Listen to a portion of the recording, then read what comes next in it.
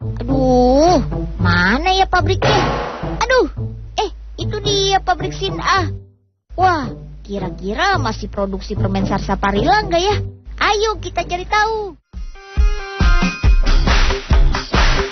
Widih, ternyata permen Sarsaparillanya masih diproduksi loh. Oh iya, kalian pasti belum tahu ya. Permen Sarsaparilla ini adalah salah satu permen tertua di Indonesia loh. Permen ini sudah ada sejak tahun 1935. Wah, Unyil jadi penasaran bagaimana membuatnya. Pertama-tama, masukkan gula pasir dan air ke dalam tungku masak. Gula dan air dipanaskan hingga suhu 130 derajat Celcius selama 15 menit.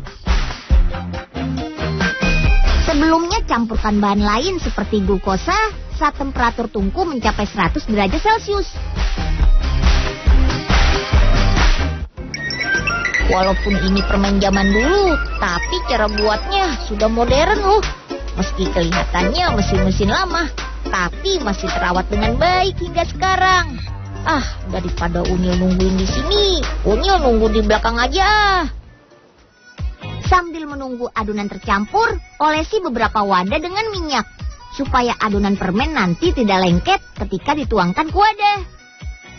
Sip deh, setelah semua adonan tercampur, kemudian dipindahkan ke dalam wadah mixer.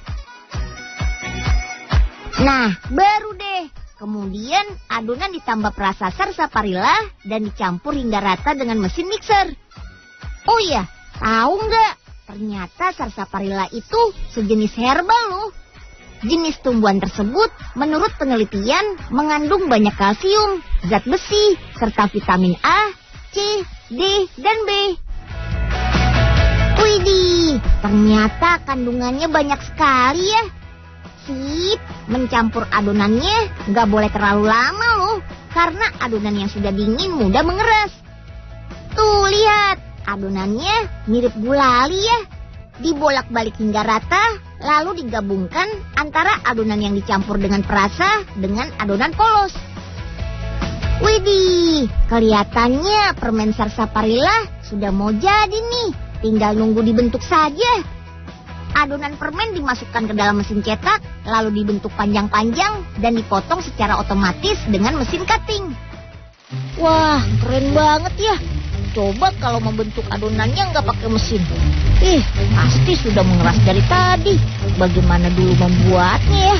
Wih, pasti lama banget. Cicipin mumpung nggak ada petugasnya. Mantap! Adonannya sudah jadi bentuk permen tuh. Sekarang saatnya diukur bentuk dan beratnya. Nah, bila sudah lolos uji, baru deh dikemas. Walaupun sekarang banyak permen aneka rasa dan bentuk yang menarik, namun permen Sarsaparilla masih terus bertahan loh, dengan rasa dan bentuk yang seperti dulu. Itu karena permen Sarsaparilla masih banyak peminatnya. Bahkan di luar negeri, permen Sarsaparilla ini dijadikan sebagai bahan penyedap rasa makanan dan obat-obatan. Wih. Wah, permennya banyak nih.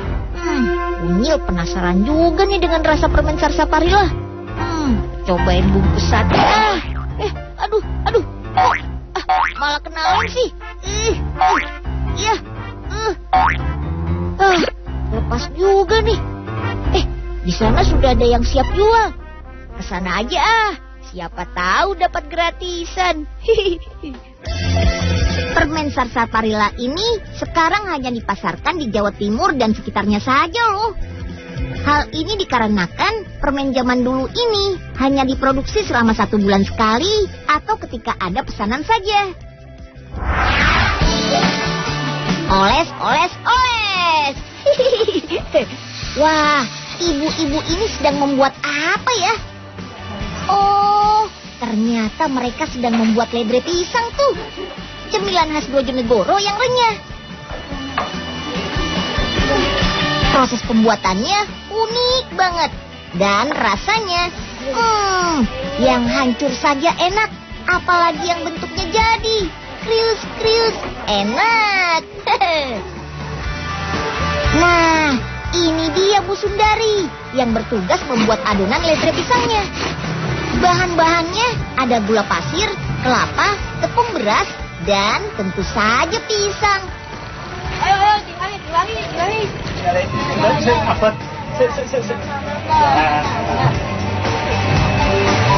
Ya, ini ya. Jadi emang gawe adonan ledre ya. Oke, Pak. Oke deh, pertama buat pisangnya dulu ya. Ayo bagi-bagi tugas. Abidin bagian memarut kelapanya ya. Kalau sudah, oper ke Yusuf untuk diperas jadi santan. Ibrahim ke bagian tugas paling gampang nih, mengupas kulit pisangnya. Awas, jangan dimakan ya kulitnya. Kalau santan sudah jadi, boleh dicampur dengan tepung berasnya. Jangan terlalu kental atau cair ya. Unyil bantu nuangin tepung berasnya ya Bu. Oke. Ambil dulu tepung berasnya. Oke deh. Ada Pak Oga. Pisangnya udah terkupas semua nih. Aduh, ya kena kepala Pak Oga deh. Ya, malah tumpah. Gimana sih? Masa kepala mulus Pak Oga jadi putih semua? Aduh. Ya, maaf Pak Oga, nggak sengaja. Habisnya Pak Oga nggak mau minggir sih. Maaf Pak, maaf. Oke deh, adonan ledrenya sudah siap. Sekarang tinggal kita goreng untuk jadi ledre yang renyah. Dan ini dia tempat pembuatan ledre pisangnya yang membuat ibu-ibu dari desa Purwosari, Brojonegoro. Nama ledre sendiri diambil dari bahasa Jawa, yaitu olet-olet yang artinya mengoleskan dan kata gilarenan yang artinya adonan. Jadi kalau digabung jadinya ledre, yaitu adonan yang dioleskan. Unik ya. Tuang adonan di atas wajan. Lalu oles-oles dengan kuas. Kalau sudah, beri seiris pisang. Terus tumbuk deh pisangnya. Pisang yang dipakai adalah pisang raja masak. Oke, kalau sudah ditumbuk, tinggal bagian menggulung adonannya nih. Ini bagian yang paling susah. Nah, kan berantakan. Jadinya seperti kulit crepes malahan. Gak apa-apa deh, tetap garing dan enak. Asik, ledre unyil sudah jadi. Bagi ya, Den ya. Jangan dong Pak, cuma satu nih, jangan. Pelit amat sih Den Unyil.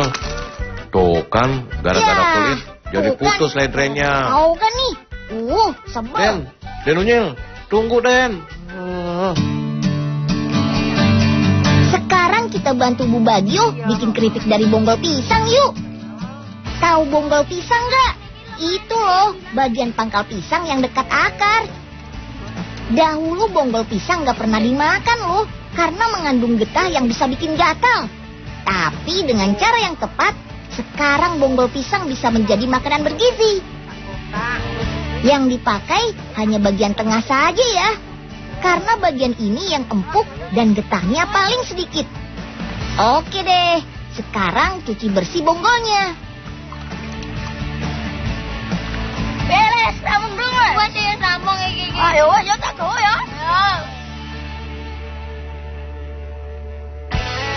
Lalu iris dengan alat serut.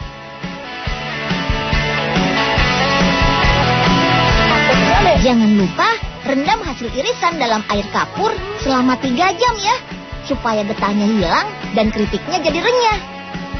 Sambil menunggu, kita bikin bumbu yuk. Haluskan ketumbar, bawang putih, kemiri, dan kencur. Campurkan dalam tepung. Jangan lupa kasih irisan daun jeruk,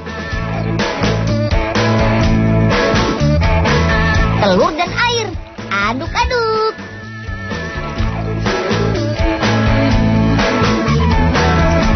Masukkan bonggol yang sudah direndam dan cuci bersih. Celup-celup ke adonan tepung. Ayo,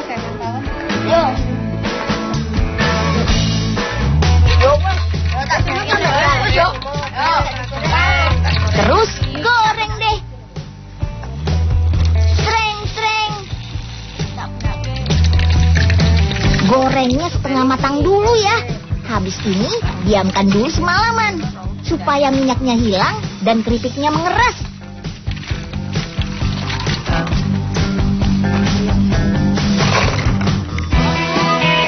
Asik, keripik bonggol pisangnya sudah matang. Serbu. Enak ya? Enak. Enak tuh. Keripik ini mengandung serat yang tinggi loh. Tahu kan, serat itu sangat baik untuk pencernaan. Jadi daripada jajan makanan gak bergizi, mendingan makan keripik bonggol pisang.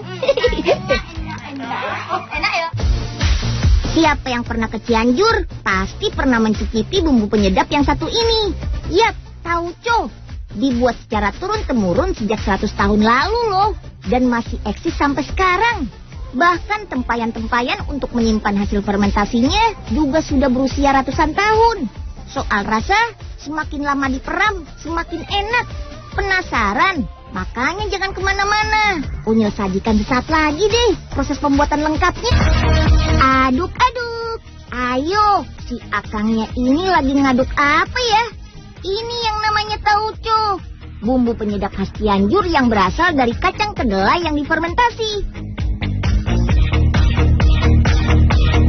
Percaya nggak kalau tempayan-tempayan untuk menyimpan tauco ini usianya sudah ratusan tahun loh. Yap, tidak pernah diganti. Tapi justru itu yang membuat cita rasa tauco tetap terjaga sampai sekarang.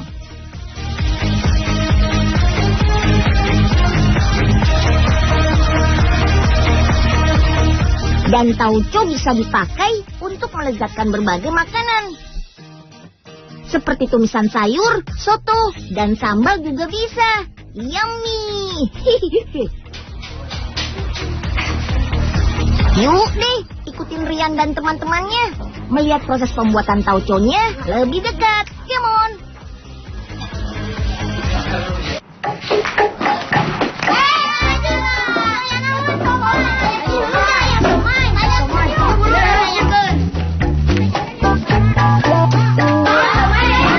Tauco ya. Itu sih bukan siomay, tapi tauco. Oleh-oleh khas Cianjur yang terkenal sejak 1880.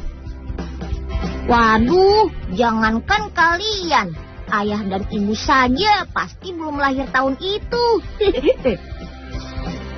Untuk menghasilkan tauco yang enak, harus dipilih kacang kedelai kuning yang berkualitas baik.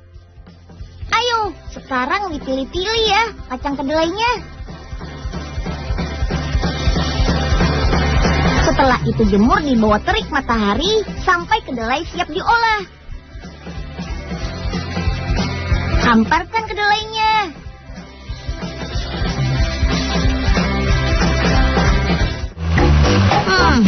Seperti mengepel lantai saja ya.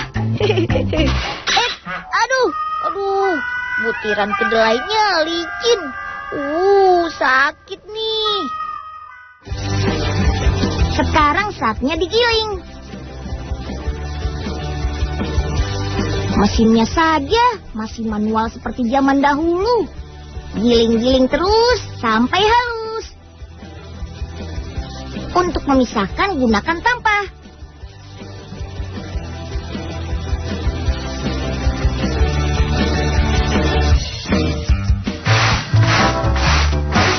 Aduh, kok jadi hujan kulit kedelai begini sih?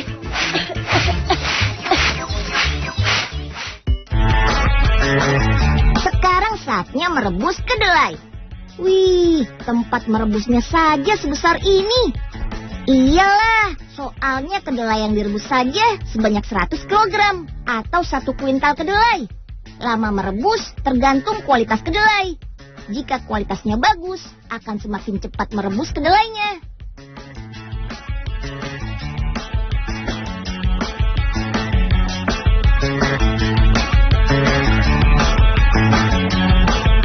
Setelah direbus, Iriskan air rebusan kedelai.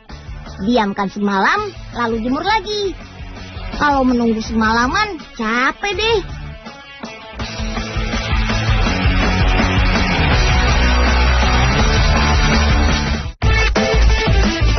Untung saja sudah ada kedelai yang sudah didiamkan semalaman. Dan saatnya dijemur. Disinilah proses fermentasi dimulai. Kedelai hijau ini sudah diperam selama 3 hari. Kalau sudah diperam, kedelai dimasukkan dalam tempayan yang terbuat dari tanah ini. Ditambah dengan bumbu rahasia. Oh iya, tempayan-tempayan ini sejak tahun 1880 dan tidak pernah diganti loh. Wih, berarti sudah berdiri di sana selama 130 tahun. Wah, antik ya. Kenapa ya tidak pernah diganti? Ternyata menurut pembuatnya, keberadaan tempayan-tempayan tersebut mempengaruhi rasa tauco yang dibuat. Tauco difermentasi dalam tempayan selama 3 bulan. Semakin lama difermentasi, semakin enak rasanya. Lihat bedanya, tauco yang sudah jadi dan yang sudah kering seperti ini.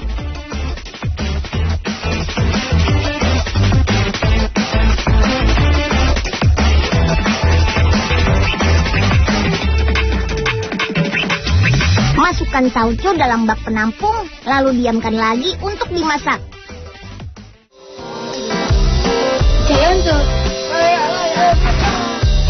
Pak, ampun. Kalau terkurung dalam bak ini, bisa-bisa nginep berbulan-bulan deh. Ini dia, tauco yang siap dimasak. Aduk terus. Wih, tungkunya masih asli zaman dulu. Masih antik. Biar jadul, tetap eksis ya. Supaya makin mantap, masukkan gula merah cair yang sudah dimasak terpisah.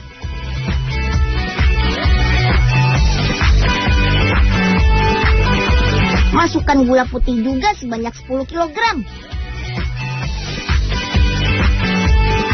Aduk lagi. Supaya bersih, buang buih-buih dan kotoran yang muncul di permukaan tauco. Masak dan aduk terus sampai matang.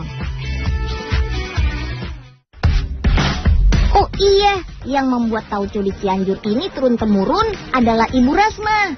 Sekarang yang membuatnya adalah generasi Ibu Eka. Keponakan Ibu Rasma, generasi Ibu Eka. Pembeli tauco yang datang akan diberikan tauco yang baru matang. 1 botolnya dijual seharga Rp14.000. Asik, bisa beli oleh-oleh khas Cianjur nih. Mantap.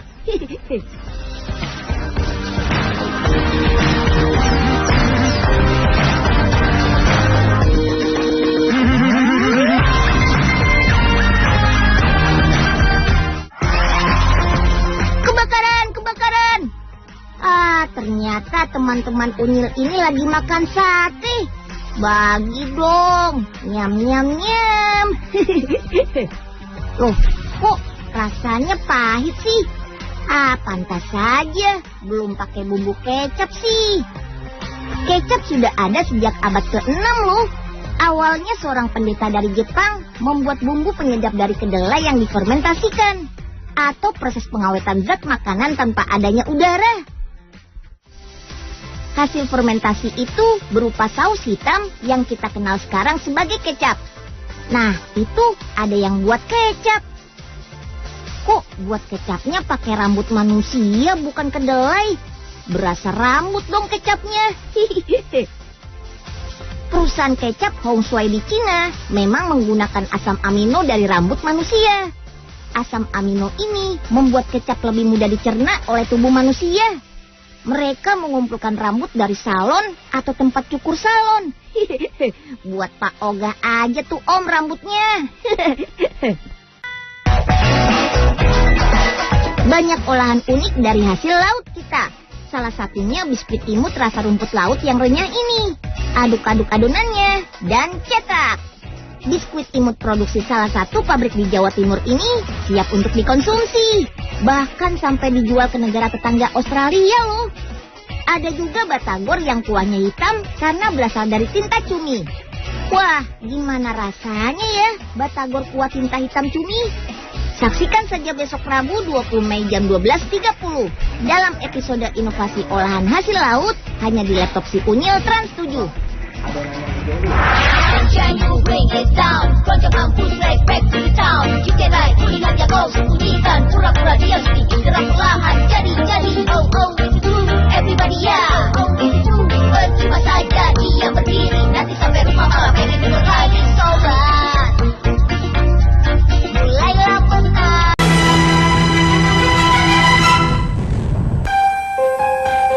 Sejarah asal mula orang Sunda selalu menjadi cerita misteri yang menarik untuk diungkap, baik dari sisi ilmu pengetahuan maupun supranatural. Dan tempat yang diyakini dihuni oleh nenek moyang pertama orang Sunda adalah Goa Pawon yang berlokasi di kawasan Gunung Pawon, Desa Masigit, Padalarang, Jawa Barat.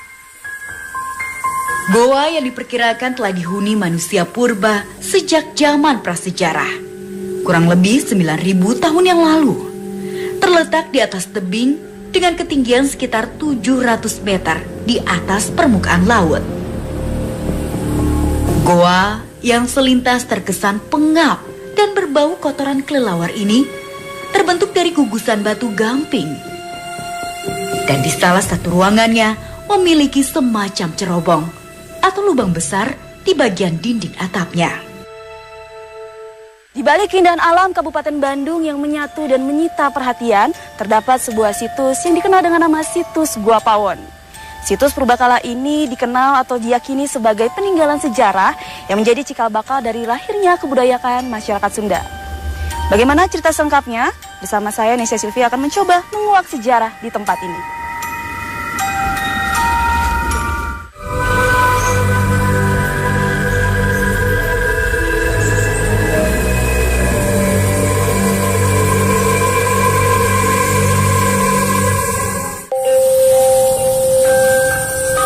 Dalam perkembangannya, goa yang kini dijadikan sebagai tempat wisata andalan di daerah Padalarang banyak dikunjungi oleh warga masyarakat yang sekedar ingin melihat peninggalan masa prasejarah, sekaligus menikmati keindahan alam, atau yang sengaja datang berziarah untuk mendoakan leluhur tanah Sunda. Konon, ada beberapa nama tokoh gaib yang dipercaya sebagai leluhur yang dulu menghuni tempat ini. Ya, pernah saya bertemu gitu kan sama para leluhur di sini yang dipanggilnya Ibu Sepuh sama Rama Sepuh. Terus ada juga Eyang Tunggal, terus Eyang Mas Gumulung, terus ada juga Eyang Purbakawasa, Eyang Purba Asih, Eyang Purbawisesa. Untuk memperoleh informasi ilmiah seputar sejarah Goa Pawon, saya pun berjumpa Pak Lutfi yang akan menemani saya melakukan penelusuran lebih jauh di tempat ini. Baik, bagusnya kita langsung ke lokasi aja ya. Oke. Kita naik ke sini. Untuk mencapai gua utama, jalan mendaki dan cukup terjal. Saya lalui dengan hati-hati.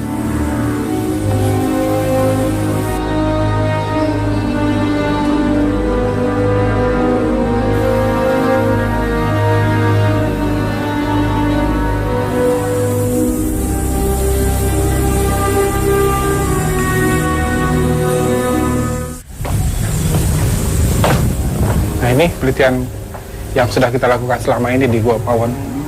Ini kegiatan ekskavasi, sudah 6 kotak, sudah 3,20 meter. Kang Lufika sebagai ketua dari tim penelitian dari Balai Arkeologi Bandung, waktu melakukan penelitian di Goa Pawon ini khususnya menemukan apa, Kang? Banyak ya, saya katakan dari hasil penelitian arkeologi di Goa Pawon, saya katakan ini temuan sangat lengkap. Dan tidak hanya sisa budaya yang kita dapatkan, jadi sisa budaya materi seperti yang selama ini didapatkan dari penelitian arkeologi, kita juga menemukan manusianya. Jadi artinya kita mendapatkan kehidupan yang cukup lengkap di Goa Pawon itu. Artefaknya sangat beragam, manusianya pun tidak hanya satu individu kita dapatkan. Dari hasil ekskavasi terakhir di 2014 yang lalu, paling tidak kita sudah menemukan 6 individu yang kita temukan di Gua Pawon ini. Nah, kalau dari jenis-jenis artefak yang ditemukan untuk menunjang adanya indikasi kehidupan manusia purba di Gua Pawon ini apa saja, Kang? Nah, yang terbuat dari batuan, kita dapatkan ada perkutor, alat batu pukul. Kemudian kita dapatkan alat-alat serpih dari bahan obsidian berupa pisau, lancipan, gurdi. Kemudian dari tulang mereka ulah lebih lanjut, dari tulang-tulang yang mereka makan, mereka buru, tulang mereka buat jadi lancipan, jadi mata panah, ada lancipan tunggal, ada juga lancipan ganda di sana. Dan juga ada sisa perhiasan yang kita dapatkan di sini. Kita tidak tahu siapa yang memakai perhiasan itu. Tapi perhiasan yang kita dapatkan di Gua Pawon itu diantaranya ada yang terbuat dari gigi ikan, gigi hiu. Satu seri dia di lubang bagian akarnya. Itu berupa kalung atau dibikin seperti apa? Saya tidak menemukan pengikatnya, tapi besar kemungkinan diikat, disatukan. Kemudian juga dari bahan moluska. Itu cangkang moluska itu mereka olah juga dari perhiasan. Kemudian dari taring kucing-kucingan, bisa aja dari harimau atau kucing hutan mereka olah jadi perhiasan. Meski dari usia, kerangka manusia yang ditemukan merupakan yang tertua di Jawa Barat. Namun, masih diperlukan penelitian lebih lanjut. Apakah benar manusia prasejarah yang mendiami Gua Pawon merupakan leluhur orang Sunda? Nah, Kang, saya kan juga mendengar cerita dari masyarakat bahwa katanya di sini merupakan tinggalan tulang belulang ini merupakan cikal bakal atau dari nenek moyang masyarakat Sunda sendiri. Itu bagaimana, Kang, sebenarnya? Iya, karena ya sampai sekarang kan asal-usul Sunda masih tanda tanya. Siapa sebenarnya Ki Sunda itu? Dari kalau kita lihat temuan arkeologi selama ini, kalau kita ambil kawasan geografis, Tatar Sunda, di Tambak Sari kita temukan satu gigi manusia purba. Umurnya di lapisan tanahnya 600.000 tahun yang lalu. Bisa juga jadi itu Ki Sunda. Tapi tanda tanya juga, apakah Gua Pawon? Nah, itu penting nanti dilakukan penelitian dari unsur DNA-nya. Kita bikinkan seriasi DNA-nya. DNA manusia Pawon, prasejarahnya yang disebut Ki Sunda, misalnya sudah dapat umurnya 9.500. Kalau misalnya dapat yang lebih bawah lagi akan lebih tua lagi. Penamaan Gua Pawon sendiri berasal dari masyarakat sekitar. Pawon dalam bahasa Sunda berarti dapur. Karena pada saat pertama didatangi, di sekitar gua ini banyak ditemukan tulang belulang sehingga terlihat mirip sampah dapur. Dari situlah kemudian gua ini dinamakan Gua Pawon.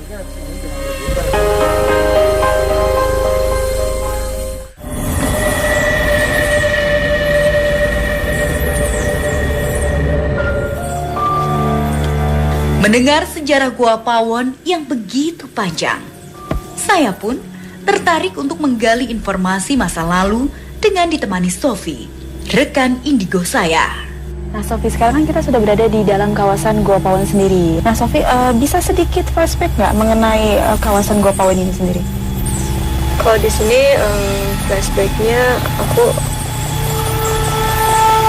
kayak masa lalu ya, ini di masa lalu, orang-orang masa lalu yang menggunakan bajunya itu kayak yang pakai daun alas daun gitu.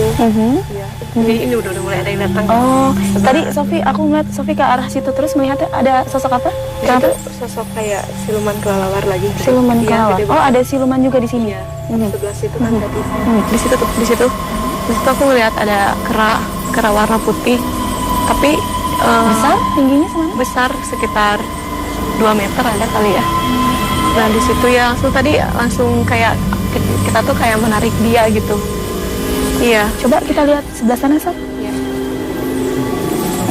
Nah, Sofi, sekarang kan kita agak lebih masuk ke dalam Gua Pawon ini ya. Sekarang yang Sofi lihat itu bagaimana kondisinya? Di sebelah situ, sebelah kiri itu aku ngelihat di situ ada kayak sosok ibu-ibu, rambutnya panjang, menggunakan selendang juga, warna ungu selendangnya. Di situ juga lagi duduk, lagi ngeliatin kita.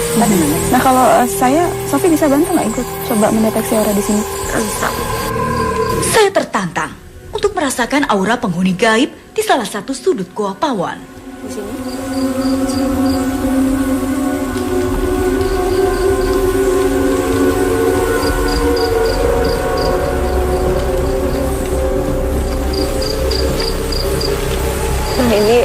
sosok yang tadi, yang ibu-ibu yang gunakan selendang ini, tepatnya ada di depan halaman aja ya.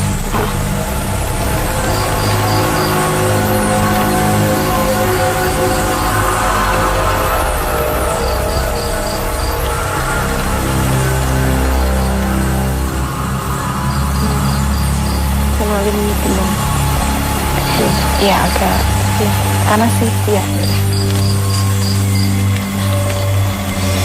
Mainnya makin lama makin pegal banget. Dia juga capek tadi pas salaman juga, soalnya kan Krius, enak. Nah, ini dia Bu Sundari yang bertugas membuat adonan ledre pisangnya. Bahan-bahannya ada gula pasir, kelapa, tepung beras, dan tentu saja pisang. Ayo, tinggalin.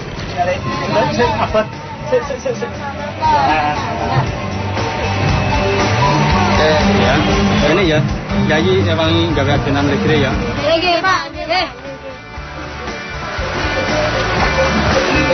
Oke deh, pertama buat pisangnya dulu ya. Ayo bagi-bagi tugas. Abidin bagian memarut kelapanya ya.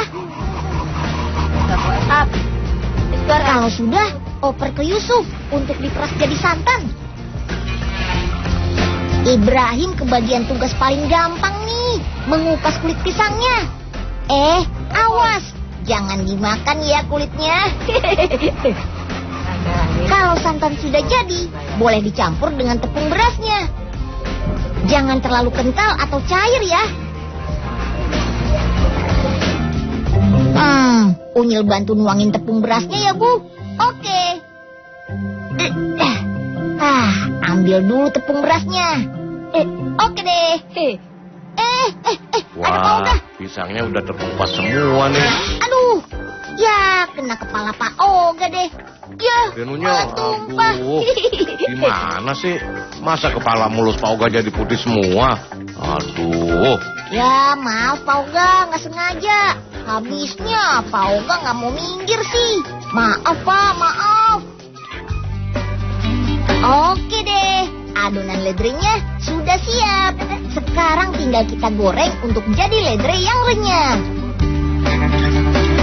Dan ini dia tempat pembuatan ledre pisangnya yang membuat ibu-ibu dari desa Purwosari, Brojonegoro. Nama ledre sendiri diambil dari bahasa Jawa, yaitu olet-olet yang artinya mengoleskan dan kata gilarenan yang artinya adonan. Jadi kalau digabung jadinya ledre, yaitu adonan yang dioleskan. Unik ya. Tuang adonan di atas wajan. Lalu oles-oles dengan kuas. Kalau sudah, beri seiris pisang. Terus tumbuk deh pisangnya. Pisang yang dipakai adalah pisang raja masak.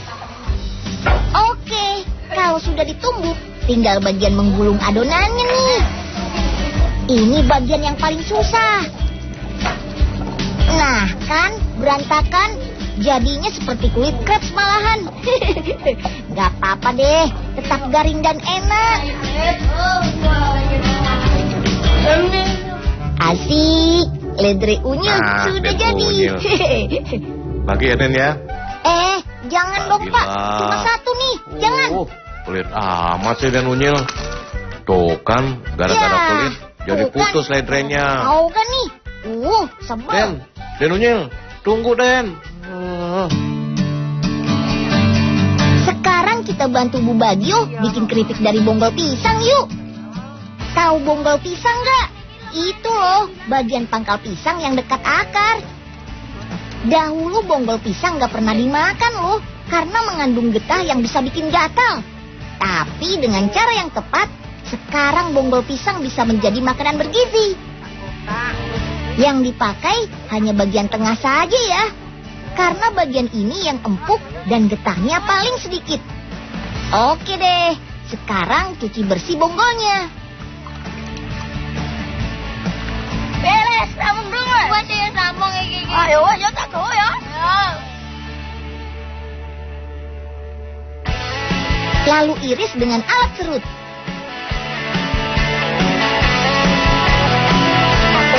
Jangan lupa rendam hasil irisan dalam air kapur selama 3 jam ya, supaya getahnya hilang dan keripiknya jadi renyah. Sambil menunggu, kita bikin bumbu yuk. Haluskan ketumbar, bawang putih, kemiri, dan kencur. Campurkan dalam tepung. Jangan lupa kasih irisan daun jeruk.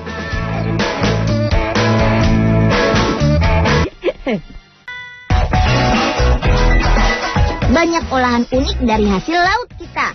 Salah satunya biskuit imut rasa rumput laut yang renyah ini. Aduk-aduk adonannya dan cetak. Biskuit imut produksi salah satu pabrik di Jawa Timur ini siap untuk dikonsumsi. Bahkan sampai dijual ke negara tetangga Australia loh. Ada juga batagor yang kuahnya hitam karena berasal dari tinta cumi. Wah, gimana rasanya ya batagor kuah tinta hitam cumi? Saksikan saja besok Rabu 20 Mei jam 12.30 dalam episode inovasi olahan hasil laut hanya di laptop si Unyil Trans 7. Can you bring it down? Keroncong kampus right back to the town. You can ride, lihat ya kau sembunyikan. Pura-pura diam sedikit gerak perlahan. Jadi, oh, itu dulu. Everybody ya, oh, itu dulu. Percuma saja dia berdiri. Nanti sampai rumah malah pengen tidur lagi. Sobat, mulailah menang.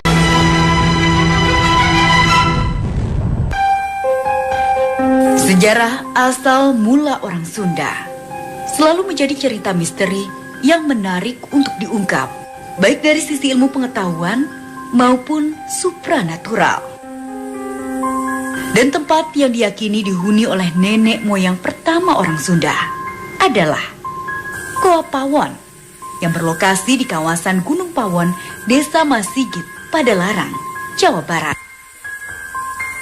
Goa yang diperkirakan telah dihuni manusia purba sejak zaman prasejarah, kurang lebih 9.000 tahun yang lalu, terletak di atas tebing dengan ketinggian sekitar 700 meter di atas permukaan laut. Goa yang selintas terkesan pengap dan berbau kotoran kelelawar ini terbentuk dari gugusan batu gamping. Dan di salah satu ruangannya memiliki semacam cerobong atau lubang besar di bagian dinding atapnya. Di balik keindahan alam Kabupaten Bandung yang menyatu dan menyita perhatian, terdapat sebuah situs yang dikenal dengan nama Situs Gua Pawon. Situs purbakala ini dikenal atau diyakini sebagai peninggalan sejarah yang menjadi cikal bakal dari lahirnya kebudayaan masyarakat Sunda. Bagaimana cerita selengkapnya? Bersama saya, Nesya Sylvia, akan mencoba menguak sejarah di tempat ini.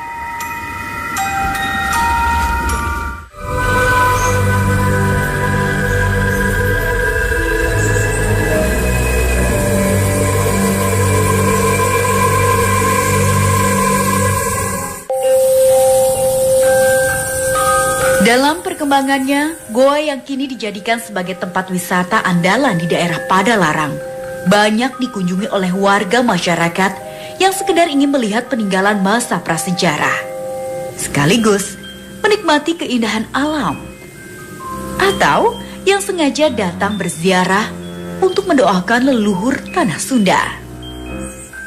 Konon, ada beberapa nama tokoh gaib yang dipercaya sebagai leluhur yang dulu menghuni tempat ini. Ya, pernah saya bertemu gitu kan sama para leluhur di sini yang dipanggilnya Ibu Sepuh sama Rama Sepuh. Terus ada juga Eyang Tunggal, terus Eyang Mas Gumulung, terus ada juga Eyang Purbakawasa, Eyang Purbaasih, Eyang Purbawisesa. Untuk memperoleh informasi ilmiah seputar sejarah Goa Pawon, saya pun berjumpa Pak Lutfi yang akan menemani saya melakukan penelusuran lebih jauh di tempat ini. Baik, bagusnya kita langsung ke lokasi aja ya. Oke. Kita naik ke sini. Untuk mencapai gua utama, jalan mendaki dan cukup terjal. Saya lalui dengan hati-hati.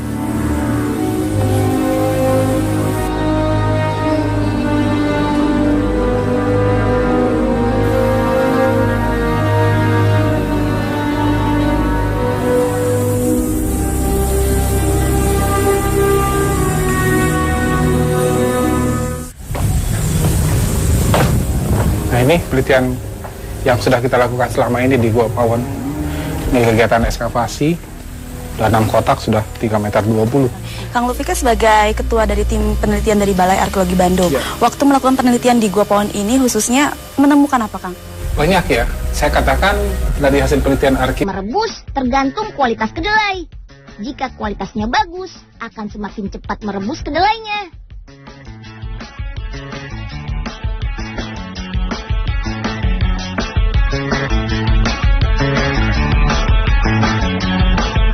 Setelah direbus, tiriskan air rebusan kedelai. Diamkan semalam, lalu jemur lagi. Kalau menunggu semalaman, capek deh.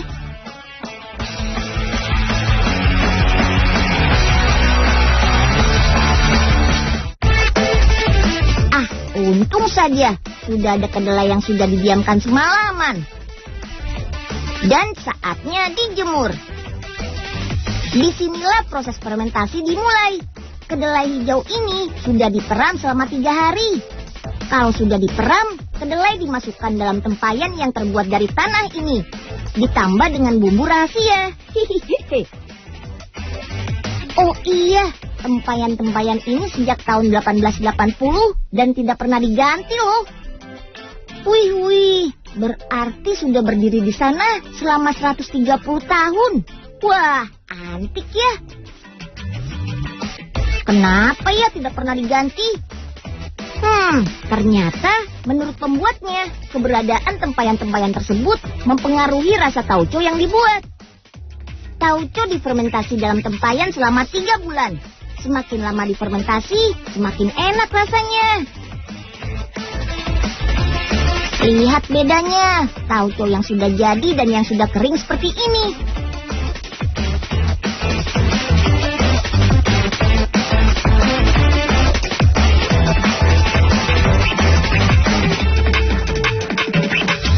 Masukkan tauco dalam bak penampung, lalu diamkan lagi untuk dimasak.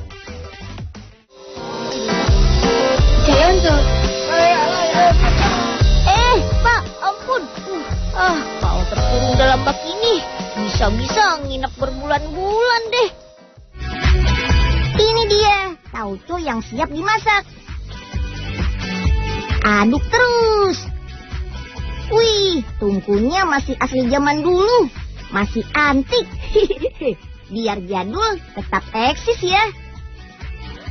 Supaya makin mantap, masukkan gula merah cair yang sudah dimasak terpisah.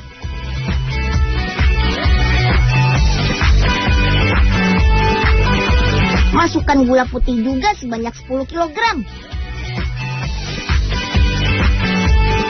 Aduk lagi. Supaya bersih, buang buih-buih dan kotoran yang muncul di permukaan tauco. Masak dan aduk terus sampai matang. Oh iya, yang membuat tauco di Cianjur ini turun-temurun adalah Ibu Rasma. Sekarang yang membuatnya adalah generasi Ibu Eka. Keponakan Ibu Rasma, generasi Ibu Eka. Pembeli tauco yang datang akan diberikan tauco yang baru matang. 1 botolnya dijual seharga Rp14.000. Asik, bisa beli oleh-oleh khas Cianjur nih. Mantap.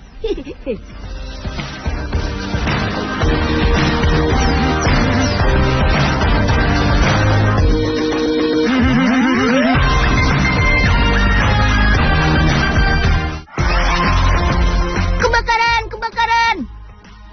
Ternyata teman-teman Unyil ini lagi makan sate. Bagi dong. Nyam. Loh, kok rasanya pahit sih? Pantas saja. Belum pakai bumbu kecap sih. Kecap sudah ada sejak abad ke-6 loh. Awalnya seorang pendeta dari Jepang membuat bumbu penyedap dari kedelai yang difermentasikan. Atau proses pengawetan zat makanan tanpa adanya udara. Hasil fermentasi itu berupa saus hitam yang kita kenal sekarang sebagai kecap. Nah, itu ada yang buat kecap. Kok buat kecapnya pakai rambut manusia bukan kedelai? Berasa rambut dong kecapnya. Perusahaan kecap Hong Shui di Cina memang menggunakan asam amino dari rambut manusia. Asam amino ini membuat kecap lebih mudah dicerna oleh tubuh manusia. Mereka mengumpulkan rambut dari salon atau tempat cukur salon. Buat Pak Ogah aja tuh Om rambutnya. Telur dan air, aduk-aduk.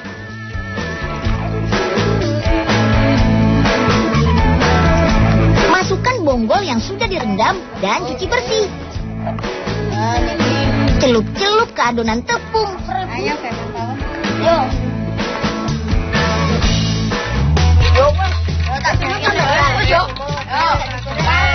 Terus goreng deh. Sreng-sreng. Gorengnya setengah matang dulu ya. Habis ini diamkan dulu semalaman supaya minyaknya hilang dan keripiknya mengeras.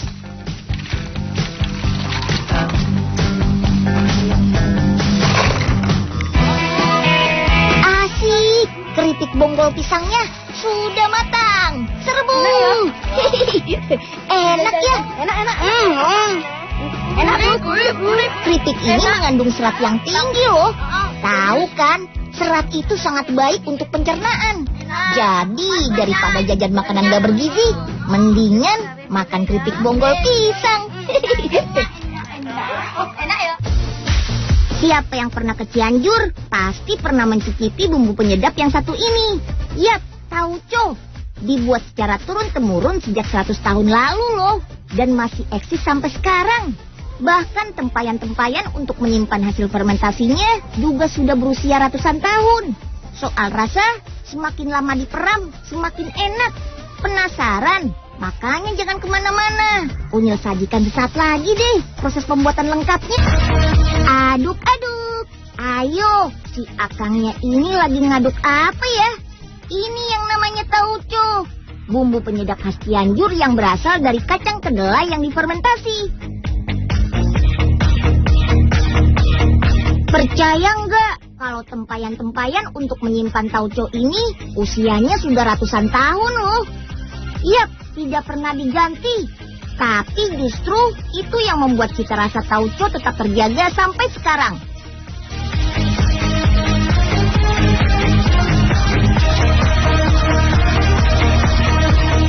Dan tauco bisa dipakai untuk melezatkan berbagai makanan. Seperti tumisan sayur, soto, dan sambal juga bisa. Yummy! Yuk deh, ikutin Rian dan teman-temannya. Melihat proses pembuatan tauconya lebih dekat. Come on!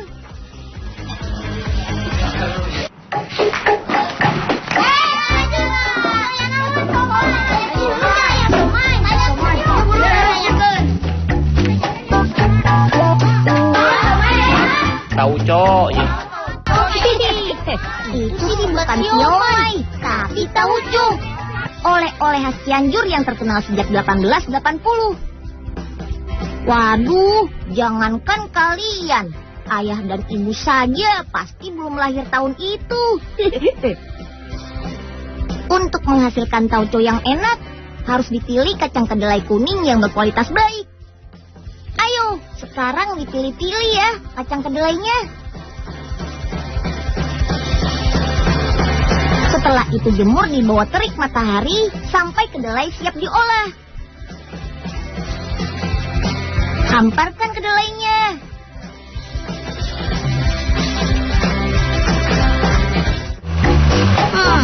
Seperti mengepel lantai saja ya.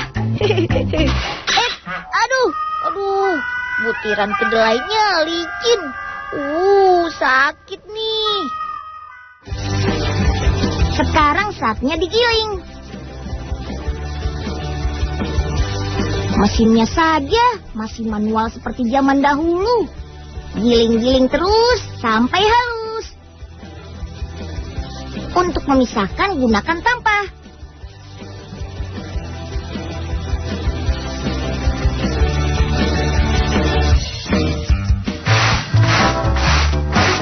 Aduh, kok jadi hujan kulit kedelai begini sih?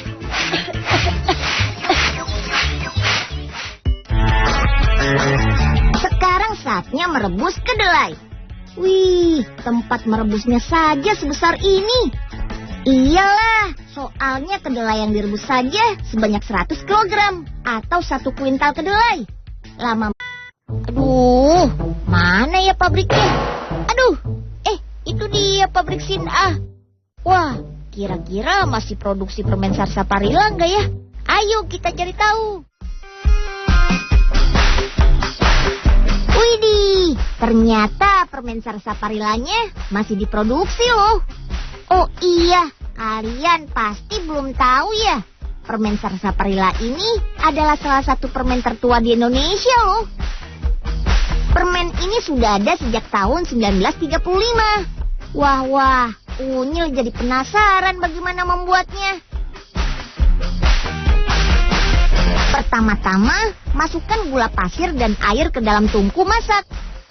Gula dan air dipanaskan hingga suhu 130 derajat Celcius selama 15 menit.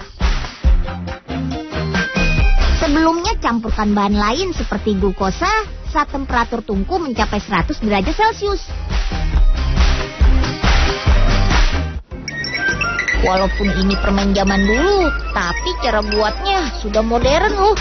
Meski kelihatannya mesin-mesin lama, tapi masih terawat dengan baik hingga sekarang. Daripada Unyil nungguin di sini, Unyil nunggu di belakang aja. Sambil menunggu adonan tercampur, olesi beberapa wadah dengan minyak, supaya adonan permen nanti tidak lengket ketika dituangkan ke wadah. Sip deh, setelah semua adonan tercampur, kemudian dipindahkan ke dalam wadah mixer. Nah, baru deh. Kemudian adonan ditambah perasa Sarsaparilla dan dicampur hingga rata dengan mesin mixer. Oh iya, tahu nggak? Ternyata Sarsaparilla itu sejenis herbal loh. Jenis tumbuhan tersebut menurut penelitian mengandung banyak kalsium, zat besi, serta vitamin A, C, D, dan B. Widih, ternyata kandungannya banyak sekali ya. Sip, mencampur adonannya nggak boleh terlalu lama loh, karena adonan yang sudah dingin mudah mengeras. Tuh lihat, adonannya mirip gulali ya. Dibolak-balik hingga rata, lalu digabungkan antara adonan yang dicampur dengan perasa dengan adonan polos. Widih, kelihatannya permen Sarsaparilla sudah mau jadi nih, tinggal nunggu dibentuk saja. Adonan permen dimasukkan ke dalam mesin cetak, lalu dibentuk panjang-panjang dan dipotong secara otomatis dengan mesin cutting. Wah, keren banget ya. Coba kalau membentuk adonannya nggak pakai mesin. Pasti sudah mengeras dari tadi. Bagaimana dulu membuatnya ya? Wih, pasti lama banget. Cicipin mumpung nggak ada petugasnya. Mantap! Adonannya sudah jadi bentuk permen tuh. Sekarang saatnya diukur bentuk dan beratnya. Nah, bila sudah lolos uji, baru deh dikemas.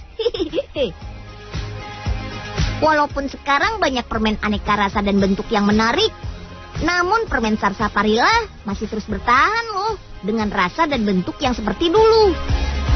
Itu karena permen Sarsaparilla masih banyak peminatnya. Bahkan di luar negeri, permen Sarsaparilla ini dijadikan sebagai bahan penyedap rasa makanan dan obat-obatan. Wih. Wah, permennya banyak nih. Unyil penasaran juga nih dengan rasa permen Sarsaparilla. Cobain bungkus satu. Aduh. Malah kenalan sih. Lepas juga nih. Di sana sudah ada yang siap jual. Kesana aja siapa tahu dapat gratisan. Permen Sarsaparilla ini sekarang hanya dipasarkan di Jawa Timur dan sekitarnya saja loh.